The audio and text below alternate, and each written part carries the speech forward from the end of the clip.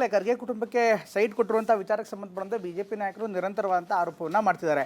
ಈ ಆರೋಪ ಸದ್ಯಕ್ಕೆಂದು ನಿಲ್ಲುವಂಥ ಲಕ್ಷಣಗಳು ಕಾಣಿಸ್ತಾ ಇಲ್ಲ ಇಬ್ಬರ ನಡುವೆ. ಅಂದರೆ ಕಾಂಗ್ರೆಸ್ ಮತ್ತು ಬಿಜೆಪಿ ನಡುವಿನ ವಾಕ್ ಸಮರ ಏನಿದೆ ಖರ್ಗೆ ಕುಟುಂಬಕ್ಕೆ ಸೈಟ್ ಕೊಟ್ಟಿರುವಂಥ ವಿಚಾರವಾಗಿ ಅದು ಇನ್ನೂ ಕೂಡ ಮುಂದುವರಿತಾ ಇದೆ. ಪ್ರಮುಖವಾಗಿ ಪರಿಷತ್ ವಿಪಕ್ಷ ನಾಯಕ ಛಲವಾದಿ ನಾರಾಯಣ ಸ್ವಾಮಿ ಅವರು ಇವತ್ತೂ ಕೂಡ ಕಾಂಗ್ರೆಸ್ ನಾಯಕರ ವಿರುದ್ಧ ಹರಿಹಾಯ್ದಿದ್ದಾರೆ.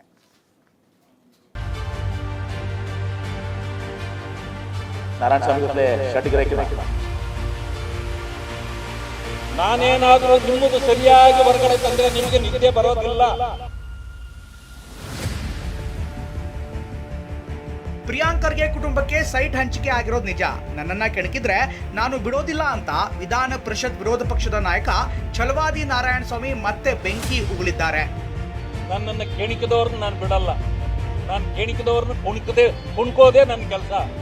ನನ್ನಲ್ಲಿ ತಪ್ಪಿಲ್ಲ. ನೋಡಿ, ಒಂದು ಗಾದೆ ಇದೆ ಕನ್ನಡದಲ್ಲಿ, ಮೈಯಲ್ಲಿ ಭಾರ ಇದ್ರೆ ದಾರಿಯಲ್ಲಿ ಭಯ, ಮೈಯಲ್ಲಿ ಭಾರ ಇಲ್ಲದೆ ಇದ್ರೆ ದಾರಿಯಲ್ಲಿ ಭಯ ಇರಲ್ಲ. ಯಾರ ಭಯ ಇಲ್ಲ. ಇನ್ನು ಛಲವಾದಿ ನಾರಾಯಣ ಸ್ವಾಮಿ ಸಚಿವ MB ಪಾಟೀಲ್ ಮಧ್ಯೆ ಶೆಡ್ ಗಿರಾಕಿ ಫೈಟ್ ತಾರಕಕ್ಕೇರಿದೆ. ಛಲವಾದಿ ನಾರಾಯಣ ಸ್ವಾಮಿ ಶೆಡ್ ಗಿರಾಕಿ ಎಂದಿದ್ದ MB ಪಾಟೀಲ್ಗೆ ಮತ್ತೆ ಕೌಂಟರ್ ಕೊಟ್ಟಿದ್ದಾರೆ. ನಾರಾಯಣ ಸ್ವಾಮಿ ಜೊತೆ ಶೆಡ್ ಗಿರಾಕಿ ಸುಮ್ಮನೆ ಯಾರನ್ನೋ ಒಬ್ಬರನ್ನ ಟಾರ್ಗೆಟ್ ಮಾಡುವಂಥ ಕೆಲಸ ಇನ್ನು BJP ಅವರು ಮಾಡ್ತಾ ಇದ್ದಾರೆ. Particular mayor Singh and Narayana Swamy ಶೆಡ್ ಗಿರಾಕಿ ಏನಪ್ಪ ಅಂದ್ರೆ ಅದೇನೋ ಶೆಡ್ಗೆ ಹೋಗೋಣ ಬಾ ಅಂತಾರ. ಅದ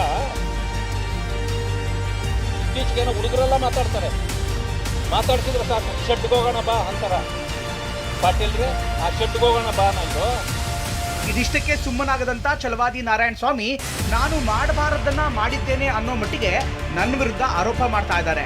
ನಾನೇನಾದ್ರೂ ನಿಮ್ಮದನ್ನ ಹೊರಗಡೆ ತಂದ್ರೆ ನಿಮ್ಗೆ ನಿದ್ದೆ ಬರೋದಿಲ್ಲ ಅಂತ ಗಂಭೀರವಾದಂತ ಆರೋಪವನ್ನ ಮಾಡಿದ್ದಾರೆ. ನನ್ನ ದುಡಿಮೆಯಲ್ಲಿ ಏನು ಸಾಧ್ಯವೋ ಅದು ಮಾಡಿದ್ದೀನಿ. ನಾನು ಯಾವುದು ಕಾನೂನು ಬಿಟ್ಟು ಯಾವತ್ತೂ ಆಚೆ ಈಚೆ ಹೋಗೋದಿಲ್ಲ. ನಾನೇನಾದರೂ ನಿಮ್ಮದು ಸರಿಯಾಗಿ ಹೊರಗಡೆ ತಂದ್ರೆ ನಿಮಗೆ ನಿದ್ದೆ ಬರೋದಿಲ್ಲ. ನಿದ್ದೆ ಬಿಡ್ತೀರಿ, ಇಷ್ಟರಲ್ಲೇ ಬಿಡ್ತೀರಿ ನೀವು. ನಿದ್ದೆ ನನಗೆ ಗೊತ್ತಿದೆ.